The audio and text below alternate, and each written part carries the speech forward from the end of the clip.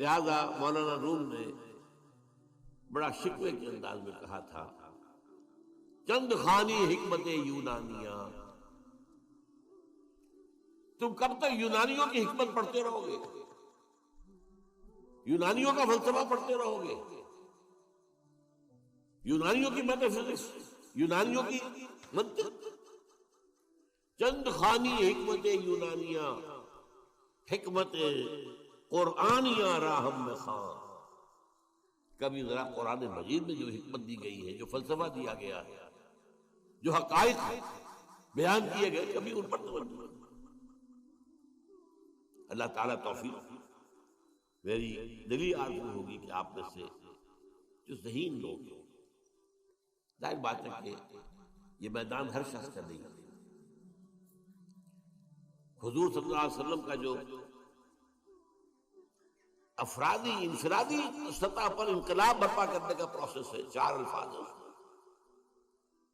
اس میں ٹاپ پر آتا ہے حکمت۔ یتلو علیہم آیاتہ ویزکیہم ویعلمہم الکتاب والحکمہ۔ یہ تعلیم محمدی صلی اللہ علیہ وسلم، تربیت نبوی صلی اللہ علیہ وسلم، اس کی سب سے اونچی منزل ہے تعلیم حکمت۔ ظاہر بات ہے کہ ہر شخص اس کا اہل نہیں۔ یہ اللہ تعالیٰ نے ظاہر بات ہے سب کو ایک جیسا نہیں بنایا ہے، جسمانی قوتوں کے اعتبار سے بھی فرق و تفاوت ہے، ذہنی صلاحیتوں کے اعتبار سے بھی فرق و تفاوت ہے۔ جن لوگوں کے اندر یہ فلسفہ اور حکمت کا ذوق ہو، وہ اس معاملے میں آئیں، سوچیں، پڑھیں۔ میری یہ چند باتیں ہو سکتا ہے کہ ان کے لیے چشم کشا تھا۔ وہ کتاب اس وقت جو ہے ایجاد و ابداع عالم، وہ آؤٹ آف پرنٹ ہے، موجود نہیں ہے، انشاءاللہ جلدی ہی پرنٹ کروا لیں گے دوبارہ۔ دیکھیے تخلیق کا مرحلہ اول عالم امر ہے، اللہ کا ایک حکم کن، انما امرہ اذا اراد شیئا ان یقول کن فیکون۔ اس کن سے ایک نور پیدا ہوا ہے، ویری سٹل، لطیف، حرارت کوئی نہیں، خلق کوئی۔ یہ نور اللہ، یہ پہلی شے ہے جو پیدا ہوئی، حکم ایک کن، یہ عالم امر ہے۔ اس نور سے پیدا کیے گئی تمام ارواح انسانیہ، تمام ملائکہ۔ ملائکہ کے بارے میں حدیث موجود ہے، قرآن مجید میں ذکر نہیں ہے، حدیث میں ہے۔ حضرت عائشہ رضی اللہ تعالی عنہ سے مسلم شریف کی روایت ہے کہ ان اللہ خلق الملائکہ من نور، یہ عالم امر ہے پہلے جو پیدا کیا گیا ہے، ایک نور، بسیط نور، لطیف نور۔ اس نور سے ارواح انسانیہ، انہی میں ایک روح محمدی بھی تھی، جس کو نور محمد بھی کہا جا سکتا ہے۔ یہ لفظ جو ہمارے یہاں کہا جاتا ہے نور محمد، نور اس لیے کہ روح نورانی ہے، ملائکہ نورانی ہے، اللہ نے فرشتوں کو نور سے پیدا کیا۔ اچھا، اب اس تخلیق کا دوسرا مرحلہ آیا۔ یہ پہلی تخلیق جو میٹا فزیکل ورلڈ کی ہے، دوسری تخلیق ہے فزیکل ورلڈ، ایک اور امر کن، اور اس سے ایک بگ بینگ، جہاں سے سائنس ہوئی۔ اس لیے کہ وہ جو پہلا معاملہ ہے وہ سائنس کے دائرے سے باہر کا ہے، ارواح ہو، ملائکہ ہو، یہ سائنس کے دائرے سے باہر کا ہے۔ وہ عالم امر ہے، یہ عالم خلق شروع ہوا ہے اب۔ اور عالم خلق اور عالم امر میں ایک بڑا بنیادی فرق جان لیجیے۔ عالم امر میں اللہ کی کسی حکم کے تعمیل میں کوئی لمحہ صرف نہیں ہوتا، کن فیکون، کن فیکون، نو ٹائم ایلیمنٹ۔ یہی وجہ ہے فرشتے کو عرش سے زمین تک آنے میں کوئی وقت نہیں لگتا، روح کو بھی کوئی وقت نہیں لگتا۔ یہ بیانڈ دس فزیکل ورلڈ ہے، تو میٹا فزیکل ورلڈ کا ستارہ ہے، یہ عالم امر سے ہے۔ امر میں وقت نہیں لگے گا قطعاً، خلق میں وقت لگے گا لازماً۔ آم کی گٹھلی ہے، آم کا پودا بننے میں 5-6 سال لگ جائیں گے، رحم مادر میں حمل ٹھہر گیا ہے، بچے کے پورے بننے میں 9 مہینے لگیں گے، ٹائم لگے گا. اٹس خلق. قرآن کہتا ہے ہم نے آسمان زمین 6 دن میں پیدا کیا، ٹائم لگا کہ نہیں لگا؟ تو یہ امر ہے وہ پہلا، جس میں کہ کیا ہے 3 چیزیں. اللہ کا نور جو بہت لطیف ہے، وہ خزانہ ہے، اسی سے بنی ارواح انسان کی، اس سے بنے فرشتے. اور چوتھی چیز نوٹ کیجئے، وحی بھی عالم امر سے متعلق ہے، اس لیے کہ وہ ایک کمیونیکیشن ہے بٹوین روح انسانی یا روح نبوی اور الروح القدس. جبرائیل کون ہے؟ فرشتہ. روح محمدی یہ بھی نوری، وہ بھی نوری. یہ ان دونوں کا کمیونیکیشن ہے وحی. لہذا اس کا تعلق بھی عالم خلق سے نہیں ہے، عالم امر. بہت پیارا شعر کہیں کہا ہے، کس کیفیت میں کہا ہے میں نہیں سمجھ سکتا. نغمہ وہی ہے نغمہ کہ جس کو روح سنے اور روح سنائے. روح محمدی نے سنا ہے، اس کان سے نہیں سنا ہوں گے، نوٹ کر لیجیے، کبھی پڑھیے حقیقت وہی نامی کتاب مولانا سعید احمد اکبر آبادی کی. وہی کی حقیقت کیا ہے؟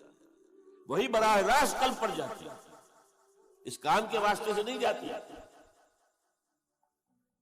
یہ کان عالم خلق کا ہے، قلب عالم امر کی شے، روح کا مسکن ہے. وہاں روح محمدی. فَإِنَّهُ نَزَّلَهُ عَلَىٰ قَلْبِكَ، اس کو اے نبی اتارا ہے اس فرشتے نے آپ کے دل پر براہ راست. تو نغمہ وہی ہے نغمہ کہ جس کو روح سنے اور روح سنائے. اب اس کے بعد جب مرحلہ دوم شروع ہوا بگ بینگ سے، آج سائنس ہمیں بتا رہی ہے کہ بگ بینگ کے نتیجے میں بہت چھوٹے چھوٹے ذرات، ایٹم سے بھی 1000 گنا چھوٹے، فوٹونز، ان سے چھوٹی کسی چیز کا تصور نہیں. انتہائی گرم جو دھماکہ ہوا big bang, trillions degrees Fahrenheit اس کی ٹیمپریچر تھا، آج سائنس بتا رہی ہے. اور آپ کو معلوم ہے آج انسان ایک تجربہ کرنے چلا ہے جس کے لیے بڑی لمبی سرنگ کھودی گئی ہے سوئٹزرلینڈ کے اندر، پہاڑ کے اندر، غالباً 26 کلومیٹر لانگ. اس میں یہ ایکسپیریمنٹ کر کے دیکھیں گے. سائنس تو اسی بات کو مانتی ہے جسے آپ ویریفائی کر سکیں ایکسپیریمنٹ سے. آپ کہتے ہیں پانی جو ہے آکسیجن اور ہائیڈروجن مل کر بنا، ہائیڈرولسس کر کے دیکھیں گے، بن گیا، آ گئی آکسیجن بھی آ گئی، ہائیڈروجن بھی آ گئی. تو یہ تو ویریفائیبل ہوگا. آج یہ تجربہ جو ہے آدمی سوچ بھی نہیں سکتا تھا کس قدر اس کے اوپر ٹریلینز آف ڈالرز خرچ ہو گیا، آپ اندازہ نہیں کر سکتے. ابھی کچھ میں رکاوٹ ہو گئی ہے لیکن یہ کہ کر لیں گے. انسان پہنچا ہوا ہے. اتنے گرم تھے وہ، trillions of degrees of Fahrenheit, اور دوڑ رہے تھے اتنی تیزی سے کہ اس کا آپ تصور نہیں کر سکتے. ایک دوسرے سے بھاگ رہے تھے. انہی ذرات کے پھٹنے سے پھر گیلیکسیز بنی. یہ کدھر گئے کدھر گئے، ادھر چلے گئے ادھر چلے گئے. جیسے آگ کا بھی پھٹ جاتا ہے، آگ کی کئی جو ہے، قرآن مجید میں ایک آگ کا تذکرہ ذی ثلاث شعب، جہنم جو ہے جو آگ ہوگی وہ 3 شعبوں میں تقسیم ہوگی. یہ گیلیکسیز بنی. ان گیلیکسیز سے پھر کیا ہوا ہے؟ سب سے پہلے فوٹونز سے نیوٹرونز، پروٹونز، الیکٹرونز بنے، ایٹم بن گیا. ایٹم کے جمع ہونے سے ایک خاص ترتیب سے مالیکیول بن گیا. مالیکیول اور کمپلیکس ہوتے چلے گئے، اور خاص طور پر جو کاربن کا ایک ہے جو اس کا مین بن گیا، تو پھر یہ ان آرگینک سے آرگینک بن گئے. یہ ایک طرف ارتقاء ہو رہا ہے یا تنزل ہو رہا ہے جو بھی آپ اسے. دوسری طرف یہ جو پھٹا ہے سارا معاملہ، اس سے جو قرے وجود میں آ گئے سٹارز، اور دوسرے یہ جو بھی اس کے گرد سیارے گھوم رہے، پھر یہ سیارے کو ٹھنڈے ہوئے. یہ بھی ایک سیارہ ہے زمین، سورج کے گرد گھومتا ہے، ستارہ سورج ٹھنڈا ہوا ہے، اس میں بارش ہوئی ہے بے تحاشا. اور میرا گمان یہی ہے کہ ٹھنڈے ہونے سے اس زمین کے اندر سے جو بخارات نکلے ہیں وہ گیسز انہوں نے ہی جا کر فضا کے اندر پھر وہ پانی بنا ہے، پانی برسا ہزارہ سال تک. اور چونکہ یہ سکڑا ہے اس لیے اس کے اندر کہیں اونچائی ہو گئی کہیں نیچائی ہو گئی. جو اونچے ہو گئے پہاڑ ہو گئے، جو نیچے تھے وہاں وہ بارش کا پانی جمع ہوا وہ اوشنز بن گئے، سمندر بن گئے. اور جہاں یہ سمندر کے ساحل پر مٹی اور پانی کا انٹریکشن ہوتا ہے، خاص طور پر آپ کو معلوم ہے مد و جزر میں ابھی موج ہٹ گئی پھر آ گئی، پھر ہٹ گئی پھر آ گئی، یہ کھیل ہے. اس سے جو ہے اس کے اندر وہ ایک ایسی کیفیت پیدا کر دیتا ہے اللہ تعالیٰ کہ حیات عرضی کا آغاز ہو جاتا ہے. اس حیات عرضی کا پھر کلائمیکس انسان. اس کا مادہ تخلیق مٹی، لیکن اس کے بعد اس میں روح لا کر شامل کی گئی ہے، اس نے اس کا مقام کچھ اور ہی کر دیا. درمیان میں جو یہ حرارت والا دور تھا جنات پیدا کیے گئے آگ سے. وَالْجَانَّ خَلَقْنَاهُ مِنْ قَبْلُ مِنْ نَارِ السَّمُومِ، کہیں مارج من نار کہا گیا ہے رحمان سورہ رحمان میں. یہ درمیان میں جو دور آیا تھا مجھے اسی میں بیان کرنا چاہیے تھا. جنات پیدا کیے گئے. جنات نوٹ کیجئے اپنے مادہ تخلیق کے اعتبار سے ہم سے اونچے ہیں. لطیف تر شے ہے آگ، اور مٹی جو ہے وہ کثیف شے ہے، انرٹ. آگ کے اندر جو حرکت اور حرارت ہے، یہی وجہ ہے کہ ٹھیک کہا تھا ابلیس لعین نے، انا خیر منہ، میں اس آدم سے بہتر ہوں. خلقتنی من نار وخلقتہ من طین، تو نے مجھے بنایا تھا آگ سے، اسے بنایا مٹی سے. ہاؤ کم، میں کیسے سجا کروں؟ اس کی وجہ کیا تھی؟ اس کی نگاہ، اس کے علم میں روح محمدی نہیں تھی، روح آدم نہیں تھی، جسد آدم تھا، جسد حیوانی تھا. جسد حیوانی کے اعتبار سے ہم یقیناً نیچے. لقد خلقنا الانسان فی احسن تقویم، وہ روحانی جب پیدا کیا گیا یہ سب سے اونچا مقام تھا. پھر اس روح کو لا کر جہاں ڈالا گیا ہے وہ جو رحم مادر میں بچہ ہے، جس سے زیادہ ضعیف کوئی اور شے نہیں ہوتی. ہر حیوان کا بچہ کہیں زیادہ ہمارے بچے سے زیادہ طاقتور ہوتا ہے. بکری ابھی اگر اس کے بچہ اس کی ولادت ہوئی ہے، تھوڑی دیر وہ بچہ جو ہے ادھر ادھر کرتا ہے، پھر کھڑا ہوتا ہے، پھر ٹانگیں ذرا تھوڑی دیر اس کی کانپتی ہے، پھر وہ چلتا ہے. ہر اعتبار سے اس کے اندر تکمیل کون سی ہو رہی ہے؟ پورا جسمانی نظام مکمل ہے، پورا مسکولر نظام مکمل ہے، تھوڑی سی دیر میں اس کی طرف. اسی طرح بچے اور تو یہ لقد خلقنا الانسان فی احسن تقویم ثم رددناہ اسفل سافلین، پھر نچلے والوں میں سب سے نیچے کر دیا. اول تو یہ کہ چونکہ مادہ تخلیق مٹی ہے تو نیچے ہو گئے خود بخود، اور ضعیفی کے اعتبار سے یہ سب سے نیچے کر دیا. الا الذین آمنوا وعملوا الصالحات، سوائے ان کے کہ جو نیک عمل کرے اور ایمان لائیں، ان کے لیے پھر یہ ہے کہ وہی بلند مقام اپنا وہ حاصل کرتے ہیں، دوبارہ وہیں پہنچ جائیں گے. والتین والزیتون وطور سینین وہذا البلد الامین لقد خلقنا الانسان فی احسن تقویم ثم رددناہ اسفل سافلین الا الذین آمنوا وعملوا الصالحات فلہم اجر غیر ممنون.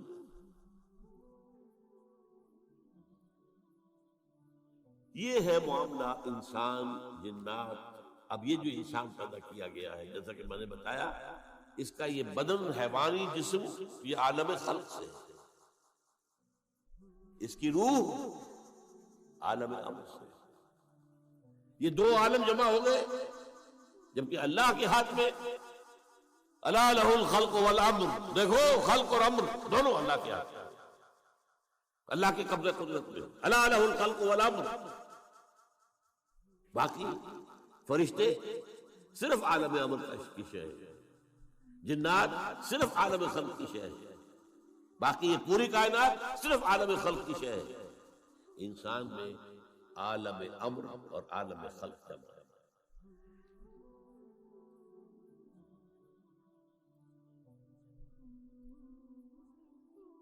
اب ہمیں آگے آنا ہے. یہ جو ہم نے پہلے سمجھا کہ انسان کی یہ زندگی جو ہے امتحانی زندگی ہے، اس کا نتیجہ نکلے گا قیامت کے دن محاسبہ ہوگا. اب یہاں دیکھنے کی ضرورت یہ ہے کہ امتحان ہوتا ہے کچھ پڑھا کر سکھا کر. 1 سال تک آپ کو پڑھایا کہ امتحان دیجیے، کامیاب ہوں گے تو اگلے سال میں جائیں گے، ورنہ اسی میں پڑھے رہیں گے. کبھی یہ کچھ چیز دے کر بھی آزماتے ہیں. آپ اپنے بچے کو کبھی 100 کا نوٹ دے کر دیکھیے کیا کرتا ہے وہ. اس سے آپ کو اس کے رجحانات کا اندازہ ہو جائے گا. ہو سکتا ہے وہ دوڑ کر جائے کتابوں کی دکان پر، کوئی رسالے کو کتابیں لے کر آئے. ہو سکتا ہے دوڑ جائے کوئی جو کھلونے لے آئے. یہ بھی ہو سکتا ہے کہ کھانے پینے کا کچھ سامان لے آئے. تو امتحان، اس دیا خانے میں تیرا امتحان ہے زندگی. یہ امتحان کن چیزوں سے؟ دیکھیے اس دنیا میں خیر و شر کے درمیان ایک کشاکش، ایک تصادم ہے. ستیزہ کار رہا ہے ازل سے تا امروز، چراغ مصطفی سے شرار مولا بھی ازل سے تا امروز. اور یہ رہنا جاری قیامت تک رہنا. ستیزہ کار رہا ہے ازل سے تا امروز، چراغ مصطفی سے شرار مولا بھی. یہ جو کشاکش ہے اس کو ذرا نوٹ کیجئے. ایک چوسر، میرے اندر آپ کے اندر خیر کی طاقت بھی ہے اور شر کی. میرا حیوانی وجود مجھے زمین کی طرف کھینچتا ہے، نیچے لے جانا چاہتا ہے. زمینی خواہشات، زمینی آرزوئیں، اس دنیا کے بارے میں امنگیں، دولت زیادہ ہو جائے، فلاں چیز زیادہ ہو جائے، کھاؤں اعلیٰ سے اعلیٰ، چٹخارے لوں، کئی ڈشز کے اوپر میرا جو ہے وہ ڈنر اور لنچ ہو، وغیرہ وغیرہ وغیرہ. یہ میرا نفس امارہ ہے جو مجھے کھینچ رہا ہے. یہ جو حیوانی ہمارے تقاضے ہیں، ظاہر بات ہے کہ یہ اندھے بہرے ہیں. انہیں تو اپنی سینشول گریٹیفیکیشن چاہیے، تسکین چاہیے، بس. انہیں اس سے غرض نہیں کہ حلال سے ہو، حرام سے ہو، جائز سے ہو، ناجائز سے ہو، کوئی غرض نہیں. یہ ہمارے اندر کا نفس ہے جس کو قرآن کہتا ہے ان النفس لامارۃ بالسوء. یہ نفس جو ہے یہ تو برائی کی طرف بلاتا ہے. اس کے برعکس ہمارے اندر روح ہے، وہ ہمیں بلندی کی طرف لے جانا چاہتا ہے، اللہ کی طرف. عربی کا ایک قول ہے کل شیء یرجع الی اصلہ، ہر شے اپنے اصل کی طرف لوٹتی ہے. یہ جسد ہمارا کہاں سے آیا؟ زمین سے. نمبر 2، اس کی غذا کہاں سے آتی ہے؟ اسی زمین سے. گندم ہو، چاول ہو، جو ہو، کچھ ہو. یا آپ نے بکری کا گوشت کھایا ہے تو بکری نے گھاس پھوس کے بعد جو کھایا وہ کہاں کا. اور نمبر 3، یہ ہمیں نیچے ہی گھسیٹتی ہے، زمین کی طرف. روح کہاں سے آئی ہے؟ انا للہ و انا الیہ راجعون. لہذا اس روح کی توجہ کدھر ہے؟ اپنے مرکز کی طرف مائل پرواز تھا حسن. وہ اللہ کی طرف قرب چاہتا ہے. مانوی طور پر قرب حاصل ہے، عملاً قرب چاہتا ہے. یہ کشاکش ہے. اور یہ بھی نوٹ کر لیجیے اس روح کی غذا کہاں سے آئی ہے؟ اس روح کی غذا اللہ کا کلام. یہ ہماری مادی وجود کے لیے مادی غذا، اور یہ روحانی وجود کے لیے روحانی غذا، اور وہ قرآن.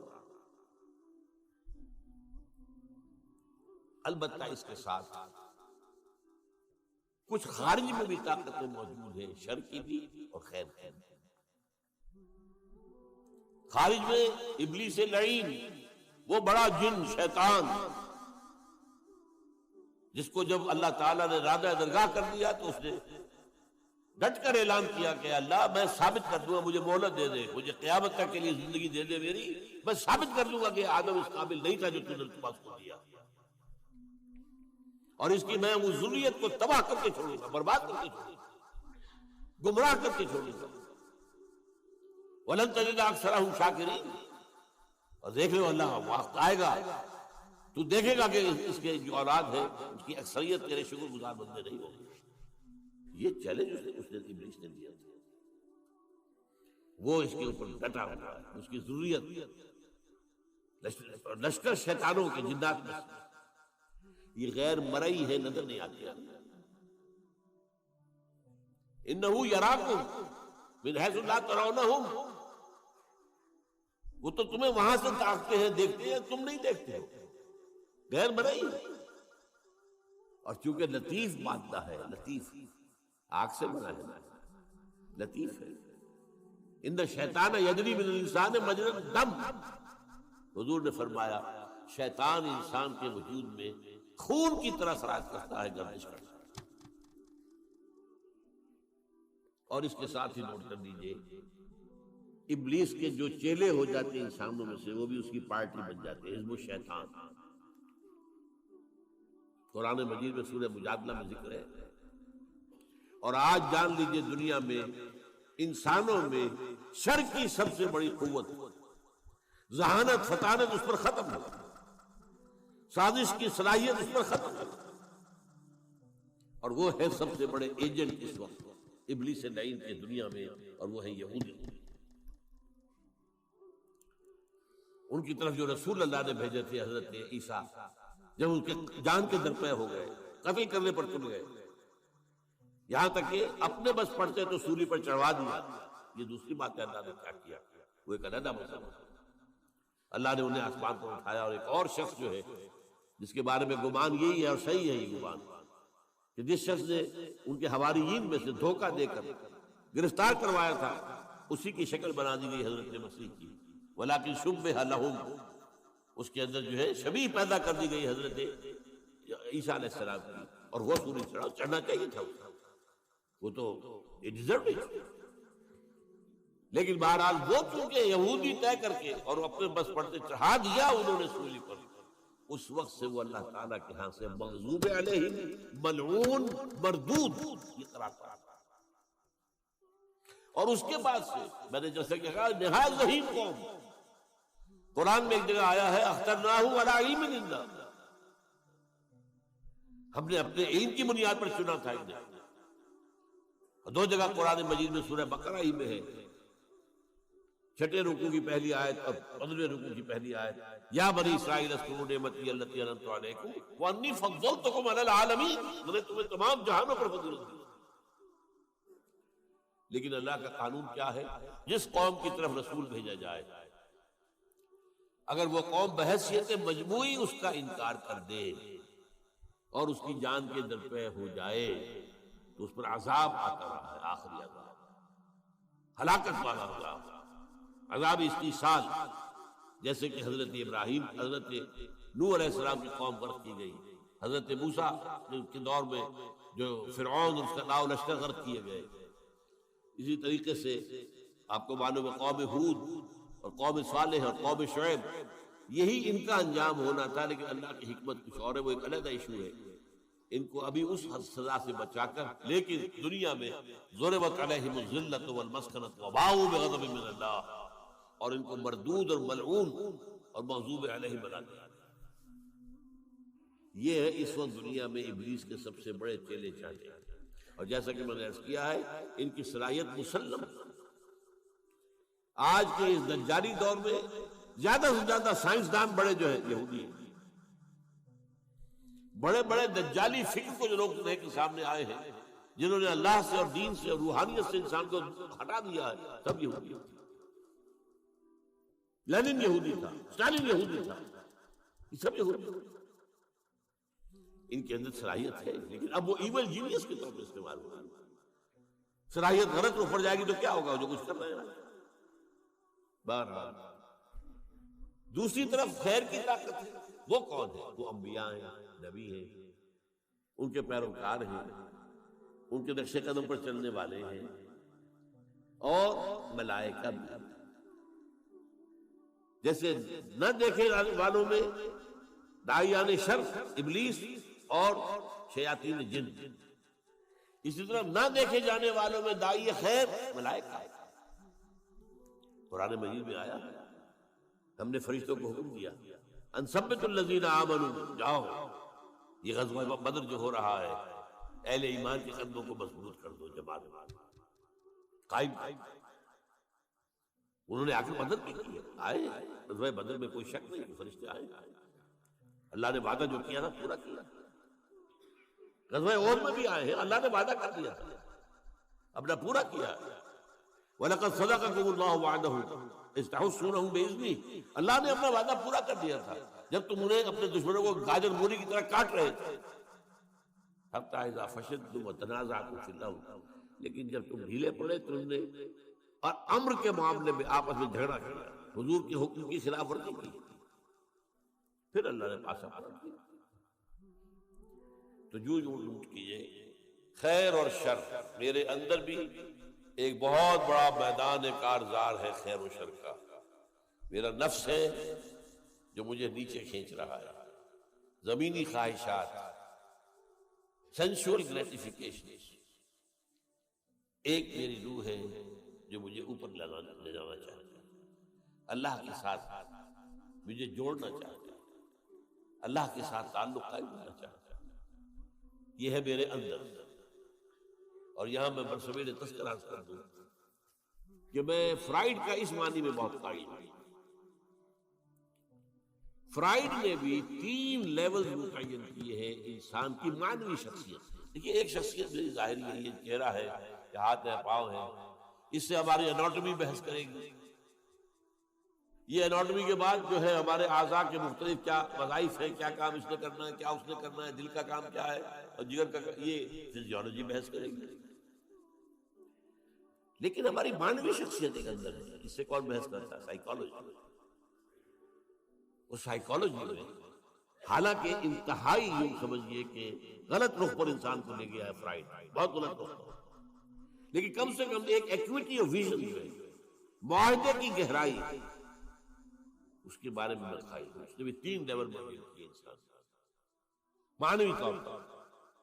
نیچے کیا ہے؟ اِڈ یا لیبیڈو، یہ وہ اینیمل انسٹنکٹس ہیں جو انسان کو نیچے کھینچتے ہیں۔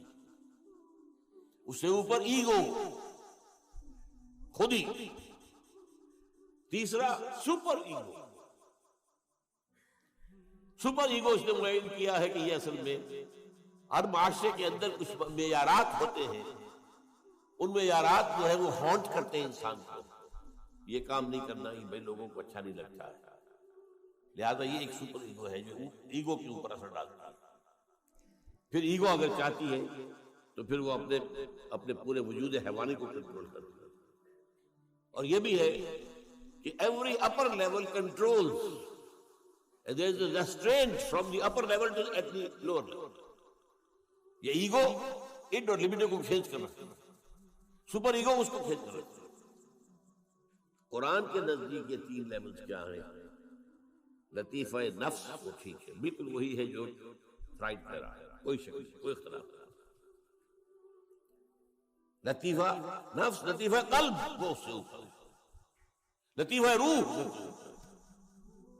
یہ 3 روح اوپر مجھے کھینچنا چاہ رہی ہے، اور یہ میرا جسم اور میرا مادی وجود مجھے نیچے کھینچ رہا ہے۔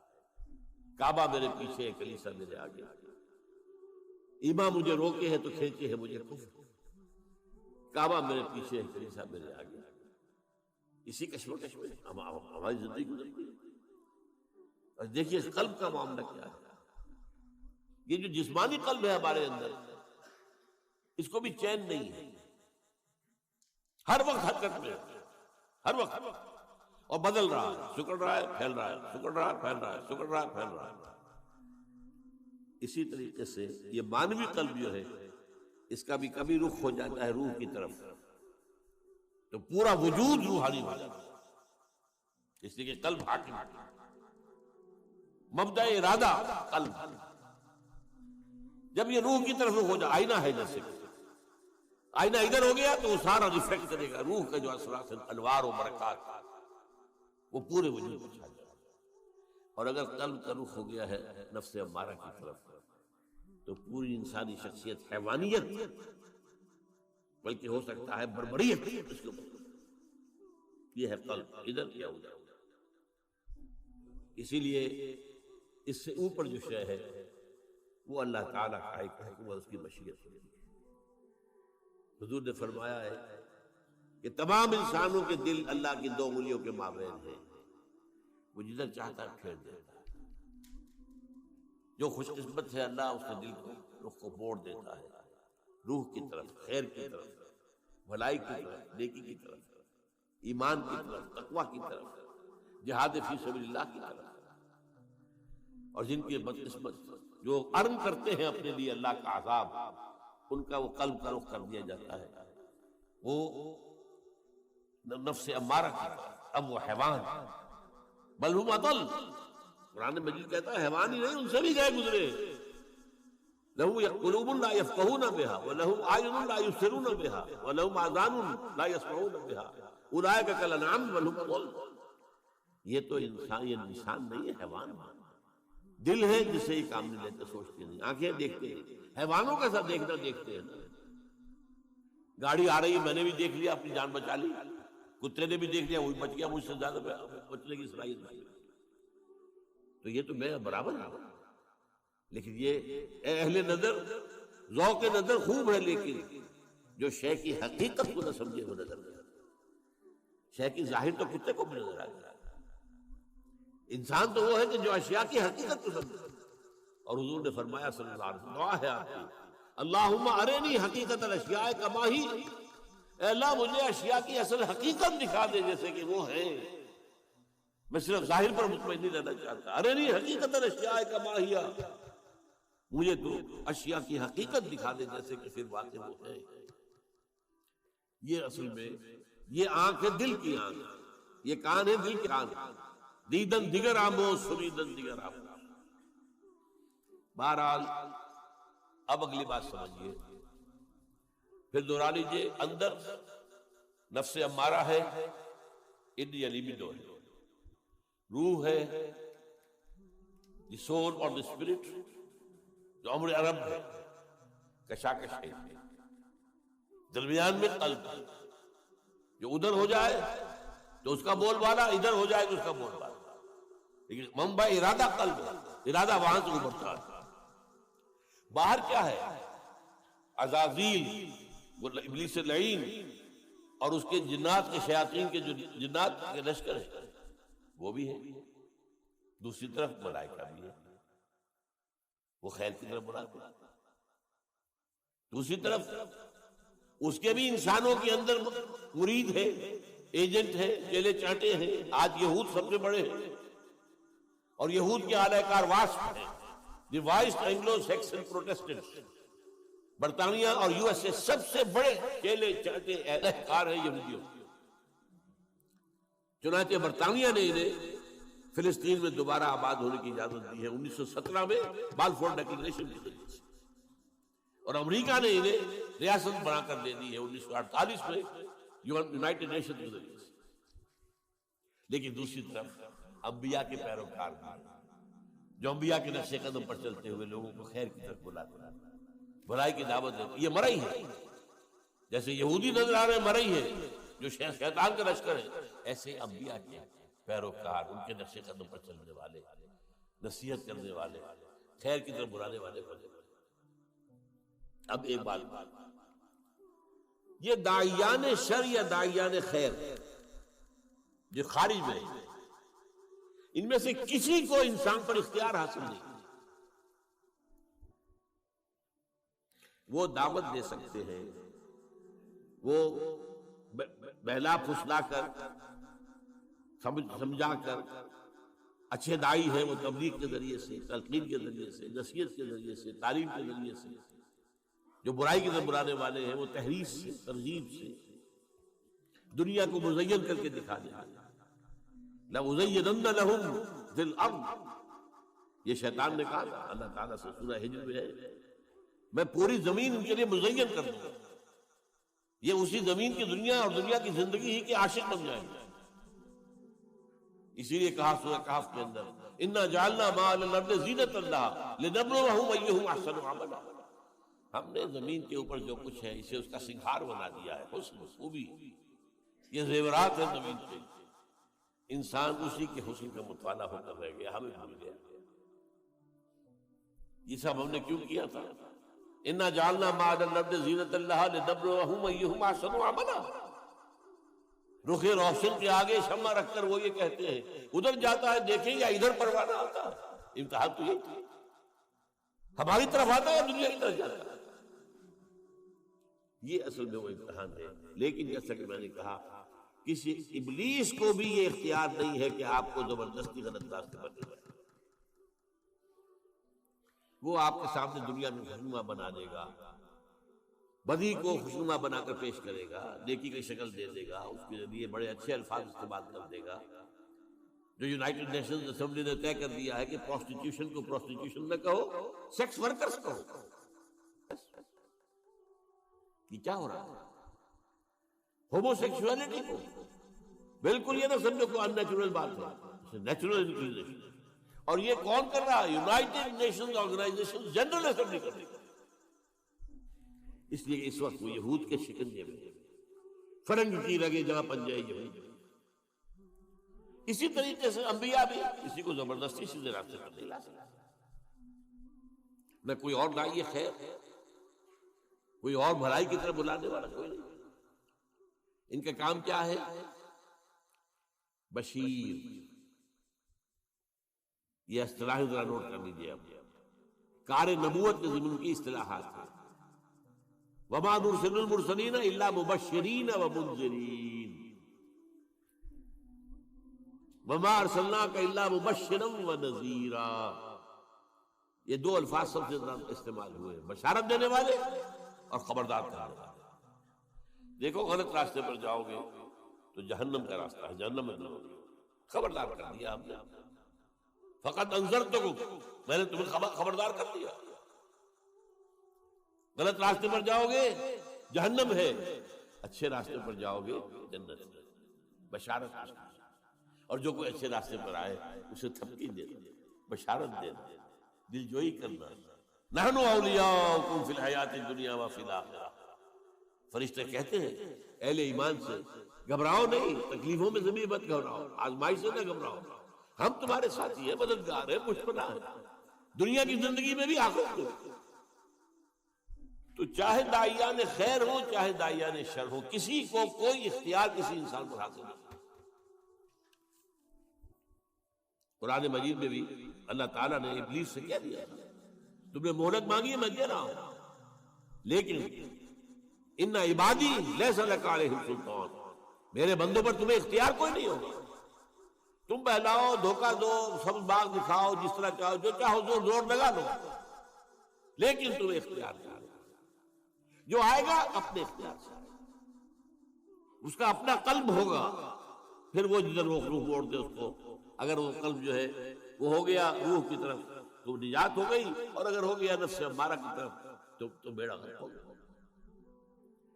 یہی معاملہ میں نے کہا تھا کہ داعیان خیر، یہاں تک کہ سب سے بڑے داعی خیر محمد رسول اللہ صلی اللہ علیہ وسلم، ان سے بھی کہہ دیا گیا انک لا تہدی من احببت ولکن اللہ یہدی من یشاء۔ اے نبی، آپ ہدایت نہیں دے سکتے کہ جس کو چاہیں ہدایت دے، یہ اللہ کی بات ہے، جس کو چاہتا ہے ہدایت دیتا۔ واقعہ یہ کہ سب سے بڑی مثال ہمارے سامنے حضور کے چچا ابو طالب کی۔ ابو طالب حضور کے بھی محسن تھے، ہم سب کے محسن تھے۔ جس طرح انہوں نے سپورٹ کیا حضور کو اپنی پناہ میں رکھا جب تک وہ زندہ رہے، اس وقت تک قریش کو آپ کے خلاف کوئی اقدام کرنے کی ضرورت نہیں ہوئی۔ یہ تو ان فائٹنگ ہو جائے گی، قریش آپس میں لڑ پڑیں گے۔ A house divided amongst itself cannot stand۔ یہ ان کے انتقال کے بعد ہوا ہے، جب اقدام کیا گیا، طے کیا گیا کہ اب ان کو قتل کر دو، اب کوئی خطرہ نہیں۔ جس پر آپ طائف گئے ہیں کہ شاید طائف میں کوئی بڑا سردار جو ہے میری بات مان لے، ایمان لے آئے مجھ پر، تو میں اپنا مرکز وہاں منتقل کروں۔ لیکن وہ ایک الگ ہی بات ہوئی وہاں پر۔ لیکن اس کے بارے میں معلوم ہے کس قدر حضور کے دل میں تمنا اور آرزو ہوگی، آپ تصور کر سکتے ہیں۔ انہوں نے ساری طبیعت کس لیے مانی، کتنی حضور کو خواہش ہوگی کہ ابو طالب کلمہ شہادت پڑھے بغیر دنیا سے نہ جائے۔ یہاں تک کہ آخری وقت کہہ رہے ہیں، ان کے نزا کا عالم ہے، چچا جان میرے کان میں پڑھ دیجیے کلمہ تاکہ میں اللہ کے ہاں گواہی دے سکوں. لیکن بس وہ عرب ایک مزاج خاص، اس میں جو ایک اپنا ایک زوم ہوتا ہے، اپنی عزت نفس کا.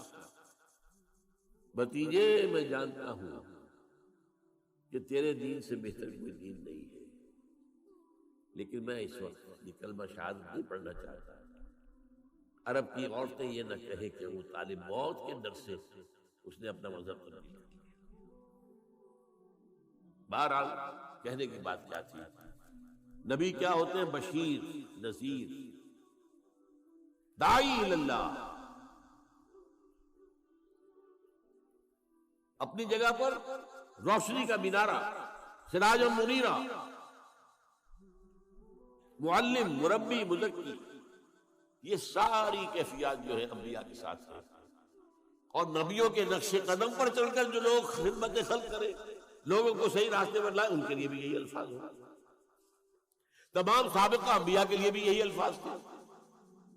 وما نرسل المرسلین الا مبشرین ومنذرین وما ارسلناک الا مبشرا ونذیرا.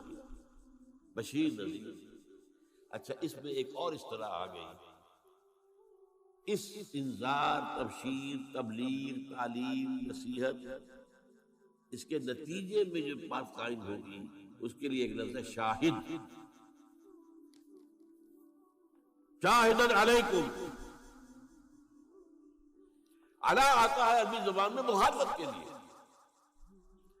شاہدن علیکم، تمہارے خلاف گواہ.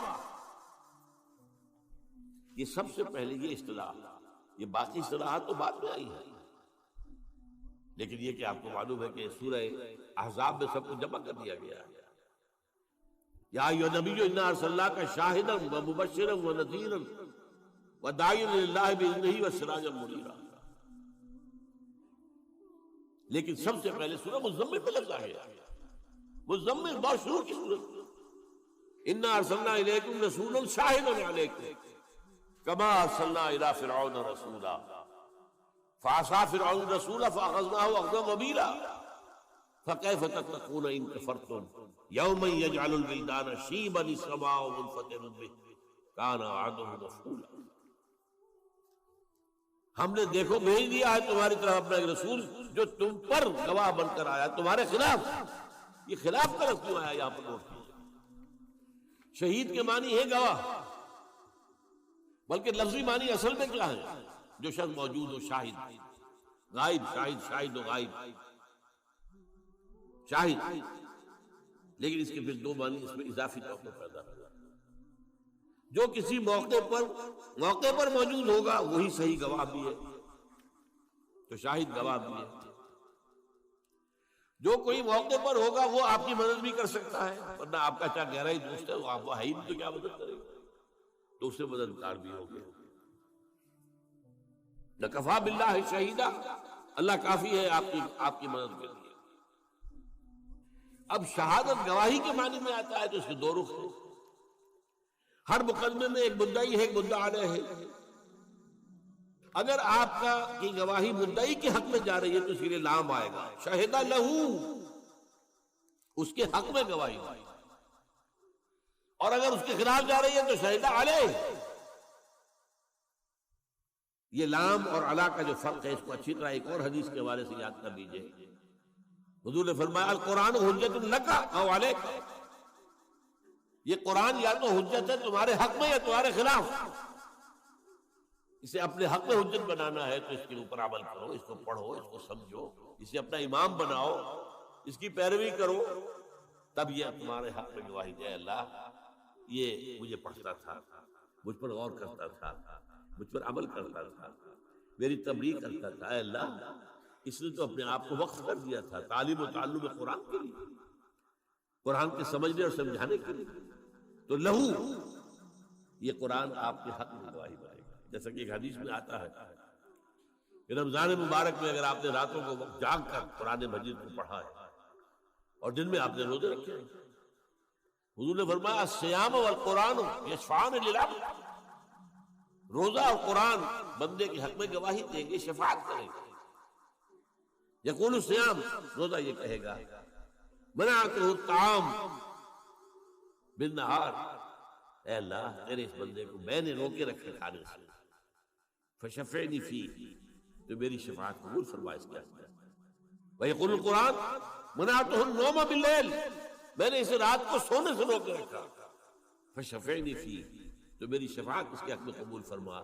فیشفعان، حضور نے فرمایا دونوں کی شفاعت قبول ہوگی۔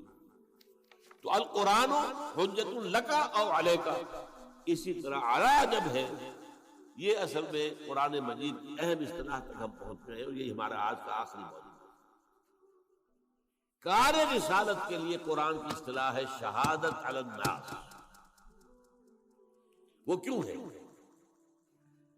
دیکھیے، ایک محاسبہ جو آخرت میں ہونا ہے، اگر کوئی نبی نہ آتا، کوئی رسول نہ آتا، تب بھی محاسبہ تو ہونا تھا۔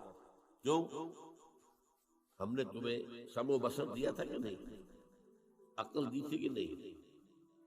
تمہارے نفس کے اندر بھی نیکی اور بدی کی پہچان ودیت کی تھی کہ نہیں؟ ان باتوں کا تو حساب دو۔ تم ہم سے عہد کر کے گئے تھے کہ نہیں؟ الستو بربکم قالوا بلی۔ جس شخص کے پاس کسی نبی کی دعوت نہ پہنچی ہو، کسی رسول کی دعوت نہ پہنچی ہو، اس کا محاسبہ ہوگا توحید اور عام نیکی اور بدی کے اعتبار سے، بس۔ ظاہر بات ہے کہ اس سے یہ محاسبہ تو نہیں ہو سکتا کہ تم نے نماز کیوں نہیں پڑھی، اسے تو نبی کا پیغام ہی نہیں پہنچا، نبی کی دعوت ہی نہیں پہنچی۔ عام آدمی سے محاسبے کی بنیادیں number 1،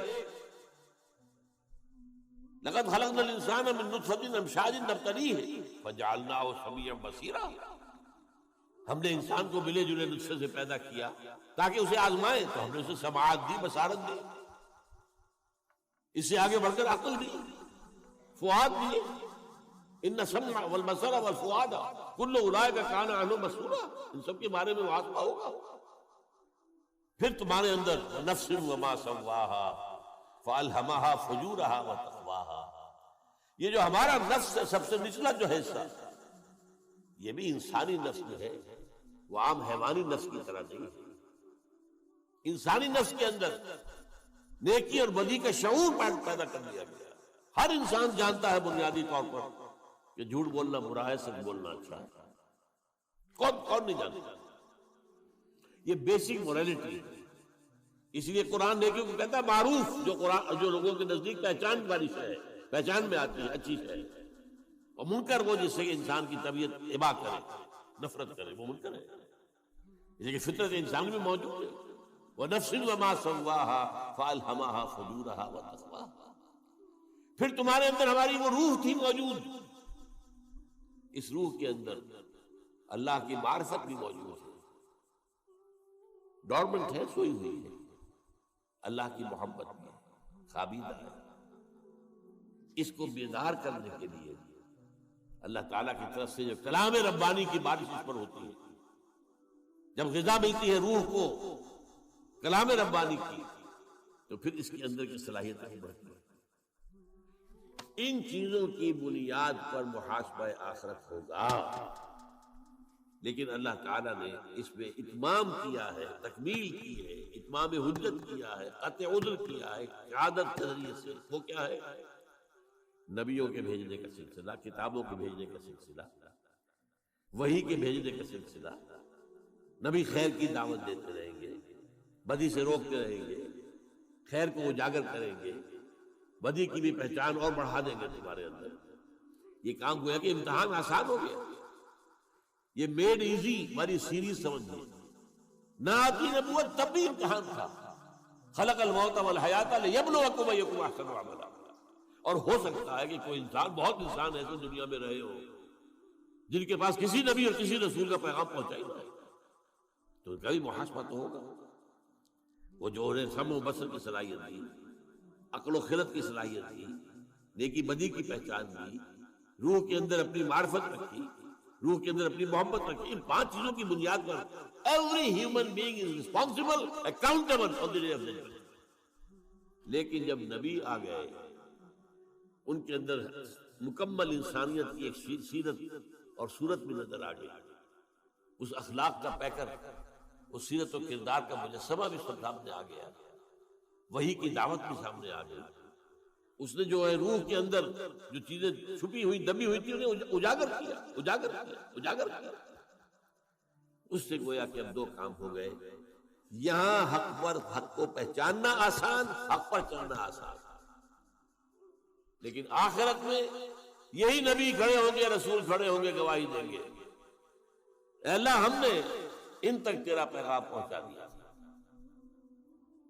Now they are responsible. They are accountable.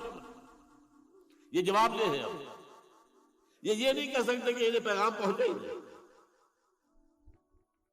دیکھیے بات کو سمجھیے. اگر کسی ایسی شے پر مواخذہ کیا جائے جس کے ان تک بات پہنچی ہی نہیں ہو تو وہ تو حجت ہو جائے گی لوگوں کے پاس. اللہ کیسے ہوئے تو یہ بات پہنچائی نہیں گئی؟ How come? آج ہم سے جواب طلبی کیسے ہو رہی ہے؟ بلکہ اس میں آگے بڑھ کر میں بات بتا رہا ہوں. دیکھیے حضور کا جو آخری خطبہ تھا، خطبہ حجۃ الوداع، اس کے اختتام پر آپ نے اپنی دعوت کے جو اہم نکات تھے ان کو خوب کھول کھول کر دوبارہ آخری مرتبہ بیان کیا. اور مجمع تھا 1.25 لاکھ کا. جسٹ امیجن اس وقت، آج سے 1400 برس پہلے 1.25 لاکھ. اور حضور ایک ایک لفظ 3 مرتبہ بول رہے ہیں. لاؤڈ اسپیکر تو تھا نہیں. کچھ لوگ ادھر کھڑے ہیں، اس سے آگے لوگ کھڑے، تو آپ نے ادھر رک کر کے کہا، اس نے آگے بولا، اس نے اس سے آگے بولا، تو 1 لاکھ تک پہنچا. اس طریقے سے 3 دفعہ. پھر سامنے آپ نے رک کر کے وہی بات کہی، پھر بائیں طرف رک کر کے وہی بات کہی.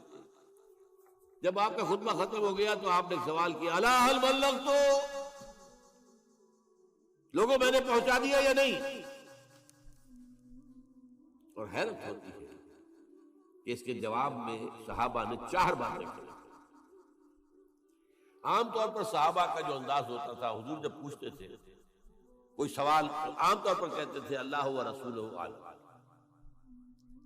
یہ جو چلبلے قسم کے شاگرد ہوتے ہیں، کبھی جو اساتذہ کے اوپر بھی اپنا روب گاڑنا چاہتے ہیں، وہ تو جلد بولیں گے اپنی تاکہ ذہانت کا ثبوت ہو جائے.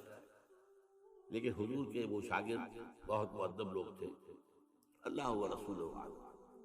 پھر آپ دوبارہ پوچھتے تھے تو پھر جیسی بات بھی ذہن میں کہتے تھے.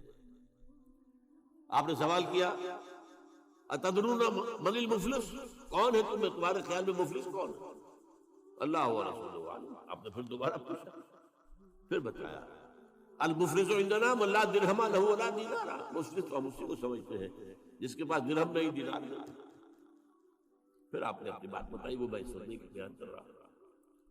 تو میں یہ کہہ رہا تھا کہ عام طور پر صحابہ کا جواب ہوتا تھا اللہ و رسولہ عالم. یہاں وہ بھی سمجھ گئے تھے کہ یہ حضور یہ کیوں پوچھ رہے ہیں.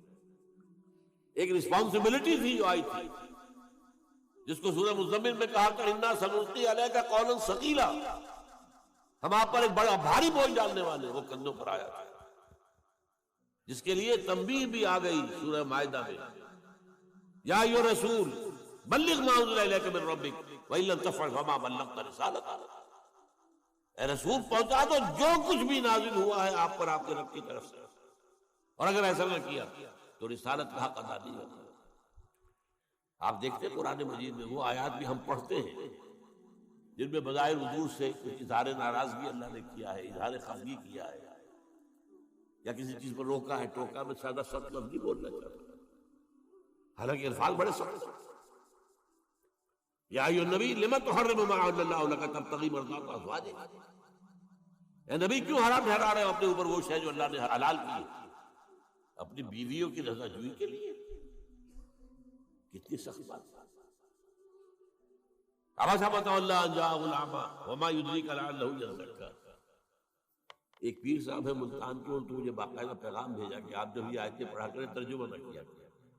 میں حیران ہوا کہ قرآن مجید کی آیات ہے، جب ہمیں پڑھنے کے حکم ہے ہم تو اس میں سے کسی چیز کو آیات پڑھ دیا کریں، ترجمہ نہ کیا کریں، اس لیے کہ اس میں حضور کی توہین آتی.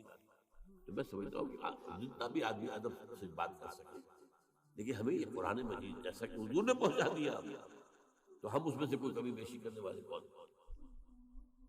عبداللہ ابن ابن مکتوم رضی اللہ تعالی عنہ اندھے تھے، وہ حضور کی خدمت میں حاضر ہوئے.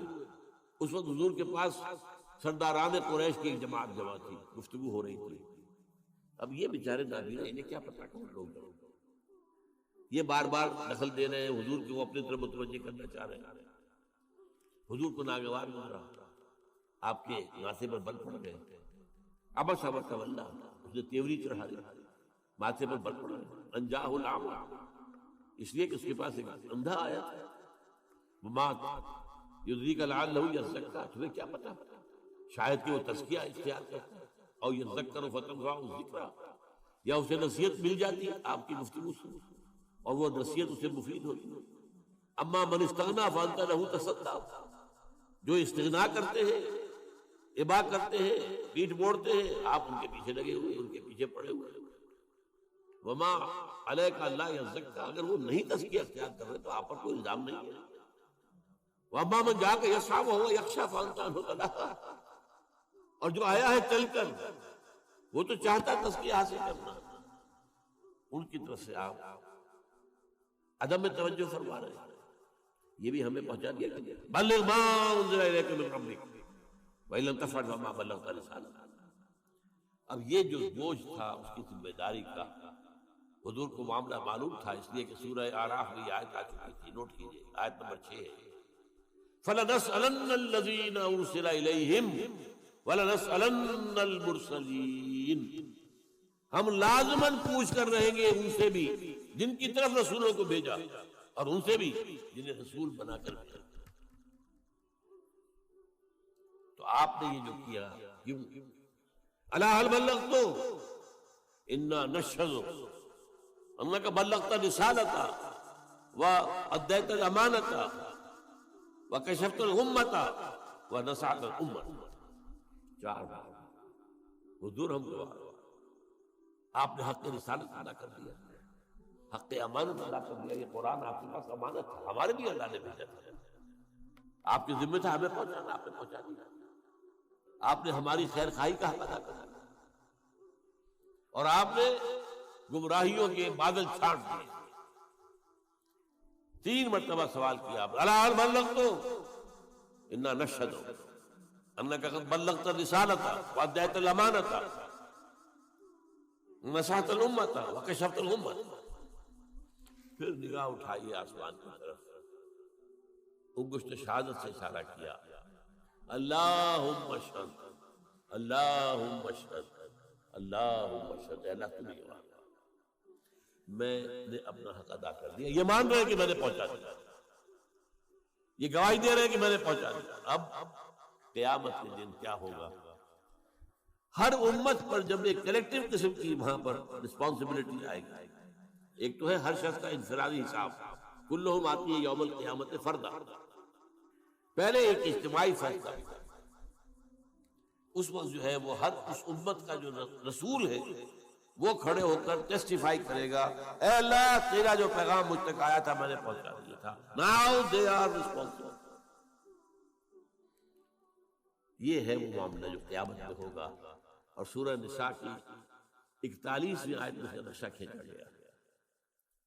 اور روایت آتی ہے کہ حضور نے ایک مرتبہ عبداللہ ابن مسعود رضی اللہ تعالیٰ عنہ سے کہا کہ مجھے کچھ قرآن سناؤ. انہوں نے عرض کیا حضور آپ کو سناؤں گا، آپ پر تو نازل ہوا ہے قرآن. فرمایا نہیں، مجھے کچھ کسی دوسرے سے سن کر کچھ اور ہی نظر میں سنا. تعمیل امر میں حضرت عبداللہ ابن مسعود نے سورہ نساء کی قرأت شروع کی. جب اس 41ویں آیت پر پہنچے تو حضور نے فرمایا حسبک حسبک، بس کرو بس کرو. اب وہ تو اپنی گردن نیچے کیے پڑھ رہے تھے قرآن، حضور کا چہرہ مبارک پر نگاہ نہیں تھی. اب جب آپ نے کہا حسبک حسبک تو نگاہ اٹھا کر دیکھا تو آپ کی آنکھوں سے آنسو بہ رہے. وہ کس بات میں تھے آنسو؟ فَكَيْفَ إِذَا جِئْنَا مِنْ كُلِّ أُمَّةٍ بِشَهِيدٍ وَجِئْنَا بِكَ عَلَىٰ هَٰؤُلَاءِ شَهِيدًا. اس دن کیا ہوگا، کیسے بیتے گی، جس دن ہر امت پر ہم ایک گواہ کھڑا کریں گے اس کے خلاف. یہ گویا کہ جسے آپ کہتے ہیں کہ سرکاری گواہ، پروزیکیوشن وٹنس، اور آپ کو لائیں گے ان کے خلاف گواہ بنا کر. رسول کہے گا میں نے پہنچا دیا تھا، یہ جانتا. لیکن آپ نے جب دیکھا کہ مجھے اپنی قوم کے خلاف گواہی دینی ہے، قوم تو اپنی تھی نا، تو آپ کی آنکھوں میں آنسو.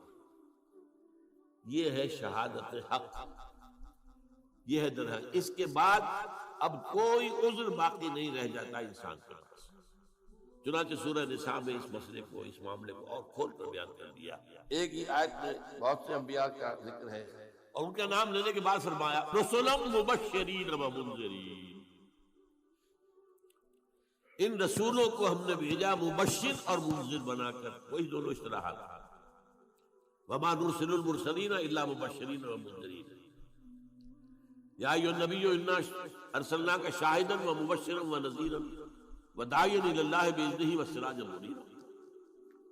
رسلا مبشرین و منذرین لئلا یکون للناس علی اللہ حجۃ بعد الرسل. اب دیکھیں لام اور علی یہاں بھی آ گیا، تاکہ نہ رہ جائے لوگوں کے حق میں کوئی عذر، کوئی دلیل اللہ کے مقابلے میں. علی اللہ للناس، اے اللہ ہم تک تو بات پہنچی نہیں، اے اللہ ہمارے تک بھی یہ پیغام پہنچا ہی نہیں، تو اب کس چیز کا مواخذہ؟ تو رسول بھیج دیے، اب نہیں کہہ سکتے. اتمام حجت ہو گیا، قطع عذر ہو گیا، اب دلیل کوئی نہیں. رسلا مبشرین و منذرین لئلا یکون للناس علی اللہ، لام اور علی، حجت، کوئی حجت نہ رہ جائے. لئلا یکون للناس علی اللہ حجت بعد الرسل وکان اللہ عزیزا حکیما. اللہ تعالیٰ جو ہے وہ تو عزیز ہے، زبردست ہے، وہ جیسے چاہے حساب لے لے، لیکن حکیم بھی ہے، اس نے ہر شے کا قانون بنا رکھا. یہ شہادت علی الناس تاکہ محاسبہ اخروی کے لیے ابتدائی بنیادیں تو وہ ہیں جو انسان میں رکھی ہوئی، سمع و بصر ہے، عقل و خرد ہے، نیکی بدی کی پہچان ہے، روح میں اللہ کی معرفت ہے اگرچہ سوئی ہوئی، روح میں اللہ کی محبت ہے اگرچہ خابیدہ. لیکن یہ 5 چیزیں دے کر تمہیں بھیجا ہے دنیا میں. ایسے ہی بغیر تیر و تفن کے اور بغیر ساز و سامان کے تمہیں نہیں ڈال دیا امتحان کے اندر. اس کے بعد اس کی تکمیل کر دی گئی، اتمام حجت، قطع عذر. نبیوں کو بھیج کر، رسولوں کو بھیج کر، اب تو کہہ نہیں سکتے. رسلا مبشرین و منذرین لئلا یکون للناس علی اللہ حجۃ بعد الرسل وکان اللہ عزیزا حکیما. اب آخری بات، حضور پر نبوت ختم. اب یہ کام کون کرے گا؟ انسان تو ختم نہیں ہوئے، یہ کام اب کون کرے گا؟ پہلے کیا تھا؟ ایک رسول کی دعوت لوگوں نے بھلا دی، اللہ نے اور رسول بھیج دیا. اور اگر تعلیمات کے اندر کوئی نقص کر دیا تھا ان کی اصلاح کر دی. اب جب سلسلہ بند ہو گیا اب کیا ہوگا؟ یہ ہے وہ اہم نکتہ جو آپ کی اور میری ذمہ داری بات بتاتا ہے. حضور کے انتقال کے بعد اور آپ پر ختم نبوت کے بعد اب یہ ذمہ داری بحیثیت مجموعی پوری امت مسلمہ کی ہے. اب ہمارے کندھوں پر آ گیا وہ بوجھ جو حضور نے اپنا وہ کہہ کر گواہی لے کر الا حل بلغت، تو گواہی لے کر کندھے کا بوجھ جو تھا وہ اتر کر امت کے کندھے پر آ گیا. یہ مضمون قرآن میں 2 دفعہ ہے. سورہ حج کی آخری آیت ہے، اے مسلمانوں جاہدوا فی اللہ حق جہادہ. اور کس لیے یہ جہاد کرنا تمہیں؟ لیکون الرسول شہیدا علیکم، تاکہ رسول تو گواہی دیں گے تمہارے خلاف، وتکونوا شہداء علی الناس، اور تمہیں بننا ہے گواہ لوگوں کے خلاف. یہ ہے تا قیام قیامت. میں کہا کرتا ہوں سمجھانے کے لیے، یہ امت کا فریضہ رسالت ہے. دیکھیے حضور کی زندگی میں بھی جہاں آپ خود تبلیغ کرتے تھے، صحابہ نہیں کرتے تھے. حضرت ابوبکر رضی اللہ تعالیٰ عنہ کی دعوت پر 10 مبشرہ میں سے 6 چوٹی کے صحابہ وہ حضرت ابوبکر کی دعوت پر ایمان لائے. تو دعوت دینے والے کون؟ ابو بکر. بٹ آن بہاف آف محمد صلی اللہ علیہ وسلم یہ دعوت جو ہے تبلیغ حضور ہی کی جانب سے ہو رہی ہے بذریعہ ابو بکر رضی اللہ تعالیٰ. اسی طرح ایک مرتبہ عید کے ایک اجتماع میں حضور نے حضرت عمر سے کہا کہ تم جا کر میری طرف سے فلاں فلاں باتیں خواتین کو بتا دو. آپ نے وہاں جا کر کہا انی رسول اللہ صلی اللہ علیہ وسلم، میں اللہ کے رسول کا رسول ہوں. یہاں پیغام کے معنی میں آیا، حضور کا پیغام پہنچانے آیا ہوں. انی رسول اللہ، یہی لفظ حضور نے استعمال کیا معاذ بن جبل کے لیے رضی اللہ تعالیٰ عنہ. جب انہیں یمن کا گورنر بنا کر بھیج رہے تھے، وہ پوچھا کیا کرو گے، کوئی معاملہ پیش آئے کیسے طے کرو گے؟ کہا کہ میں پہلے قرآن میں دیکھوں گا، اگر قرآن میں وہ بات نہ ملے تو پھر میں آپ کی سنت اور حدیث میں دیکھوں گا، وہاں بھی نہ ملے تو کیا کر ثم اجتہد، پھر میں کوشش کروں گا اسی کہ صحیح رائے تک پہنچ جاؤں، اجتہاد کروں گا. تو آپ نے پیٹھ تھپکی، کہا اس اللہ کا شکر ہے کہ جس نے اللہ کے رسول کو صحیح بات تک پہنچا دیا. یعنی صحیح راستہ یہ پہلے قرآن دیکھو پھر حدیث دیکھو، دونوں میں نہ ہو تو پھر اجتہاد کرو. تو یہ کام جو ہے اب امت بحیثیت مجموعی اب رسالت کے اس سلسلے میں لنک کر دی گئی ہے. لِيَكُونَ الرَّسُولُ شَهِيدًا عَلَيْكُمْ وَتَكُونُوا شُهَدَاءَ عَلَى النَّاسِ. یہ تو سورہ حج کے اندر آیا ہے اور سورہ بقرہ کے اندر کیا آیت ہے. جب قبلہ بدلا ہے، رخ بدل دیا، مکے سے مدینے آ کر پہلے آپ نے 17 مہینے بیت المقدس کی طرف رخ کر کے نماز پڑھی ہے، پھر اللہ کا حکم آیا ہے اور قبلہ تبدیل ہوا. یہ بڑا ایک اہم واقعہ تھا جس کو بہت جہب گوئی بھی ہوئی، لوگوں نے مذاق بھی اڑائے، اچھے عجیب یہ رسول ہے، نبی ہے جن کا قبلہ ہی معین نہیں، پہلے شمال تھا اب جنوب ہو گیا. خیر وہ ایک علیحدہ مسئلہ ہے، میں نے تفصیل سے بحث کی ہے. جو میرا منتخب نصاب کا درس نمبر 2 ہے آیا بر، اس کے تمہید کے طور پر میں نے اس مسئلے پر پوری گفتگو کی. خیر تو وہاں کیا ہوا، اس وقت جب یہ بات سامنے آئی کہ یہ لوگوں نے کہا کہ یہ کیا گئے سَيَقُولُ السُّفَهَاءُ مِنَ النَّاسِ مَا وَلَّاهُمْ عَنْ قِبْلَتِهِمُ الَّتِي كَانُوا عَلَيْهَا قُلْ لِلَّهِ الْمَشْرِقُ وَالْمَغْرِبُ. وہاں فرمایا وَكَذَلِكَ جَعَلْنَاكُمْ أُمَّةً وَسَطًا لِتَكُونُوا شُهَدَاءَ عَلَى النَّاسِ وَيَكُونَ الرَّسُولُ عَلَيْكُمْ شَهِيدًا. قرآن مجید میں اہم مضامین 2 جگہ دیا تھا، وہی 2 جگہیں آپ نے یہاں پر دیکھ لی. یہ وہاں پر سورہ حج میں آ گیا لِيَكُونَ الرَّسُولُ شَهِيدًا عَلَيْكُمْ وَتَكُونُوا شُهَدَاءَ عَلَى النَّاسِ. وہی بات بالعکس ترتیب علیحدہ ہو گئی، وہاں رسول کا ذکر پہلے اور امت کا بعد میں، یہاں امت کا پہلے رسول کا بعد میں. لِتَكُونُوا شُهَدَاءَ عَلَى النَّاسِ وَيَكُونَ الرَّسُولُ عَلَيْكُمْ شَهِيدًا. یہ ذمہ داری ہے امت مسلمہ کے کاندھے پر. اور دیکھیے، نوٹ کر لیجئے، آج کیونکہ ہم یہ کام نہیں کر رہے، اسی لیے آج دنیا میں ذلیل و خوار ہے. آج کو ذلیل کے کل تک نہ تھی پسند، گستاخی فرشتہ ہماری جناب. آج مسلمان ہیں ضربت علیہم الذلۃ والمسکنۃ وباؤوا بغضب من اللہ، کمزوری کم ہمتی ہم پر مسلط کر دی. کشمیر کو ہم کہتے ہیں ہماری شہرگ ہے، لیکن یہ جرت نہیں ہے کہ ہم کبھی انڈیا سے کہہ سکتے ہیں، الٹیمیٹم دے سکتے ہیں، ہٹ جاؤ ورنہ پھر آ رہے ہیں مقابلہ کرو میدان میں. اور ایک دور تو وہ بھی تھا کہ 2 طرف سے پاکستان تھا اور بھارت ڈرتا تھا پاکستان سے. اب تو بہت بدل گیا معاملہ 1971 کے بعد. یہ ہماری ذلت، 30-40 کروڑ عرب اور ان کے خنجر پیوست کیا گیا ان کے سینے میں اسرائیل کا.